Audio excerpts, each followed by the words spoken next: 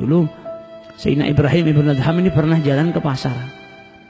Di pasar dia dapat orang, kedua kakinya sudah nggak ada, kedua kakinya terpotong, kemudian kedua tangannya juga terpotong, nggak punya kaki, nggak punya tangan.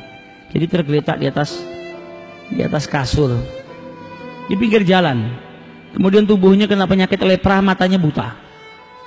Jadi nggak punya dua tangan, nggak punya dua kaki, kena penyakit lepra, buta matanya. Setiap orang yang lewat ngasih makanan langsung dimasukin ke mulutnya.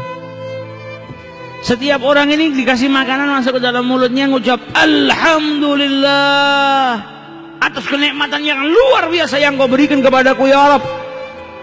Ibrahim ibn Adham ngelihat orang tersebut tadinya mau jalan, dengar yang diucapkan Alhamdulillah atas kenikmatan besar yang engkau berikan kepadaku ya Rabb, berhenti dia. Kenikmatan apa yang besar ini? Ini orang lumpuh kakinya, nggak punya tangan, tubuhnya lepra, orang mau deket jijik, matanya buta, nggak bisa apa-apa. Kau dia ngucap atas kenikmatan yang besar. Nah ini kadang kita disuruh melihat orang yang di bawah kita orang ini supaya kita bisa merasakan untuk menyadari kalau kita punya kenikmatan yang besar yang orang lain nggak punya. Maka berhenti Ibrahim ibn Adham, dideketin orang itu sama Ibrahim ibn Adham. Dia ngucap salam, Assalamualaikum, dijawab Waalaikumsalam ya Ibrahim. Kaget Ibrahim ibn Adham.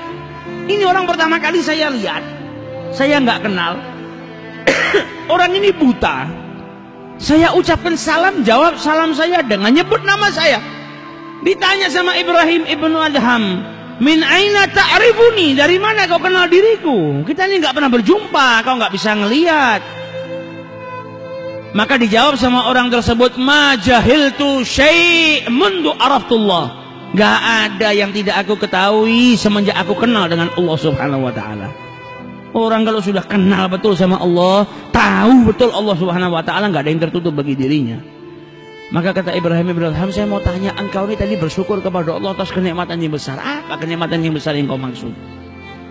Kau gak punya kaki, gak punya tangan, lepra, matamu buta.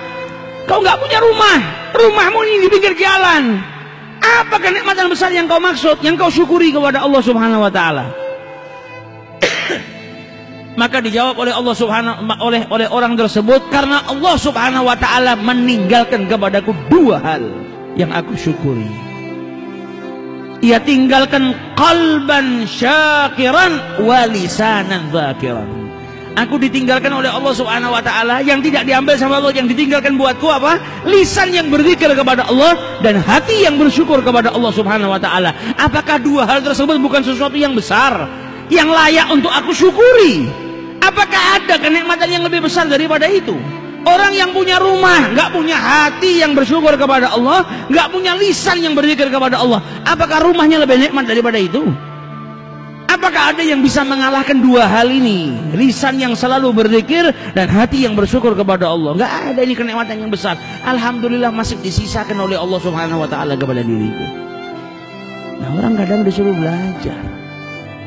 Jadi jangan kita lihat orang-orang yang di pinggir jalan ini orang-orang kurang, justru bisa jadi dia guru kita yang ngajarin kita. Dia bisa membuka diri kita supaya lebih sadar. Justru Ibrahim bin Adham diajarkan sama seseorang yang fakir seperti itu. Kalau lisan yang zakir dan hati yang syakir, itu lebih mulia daripada kenikmatan apapun yang kau miliki.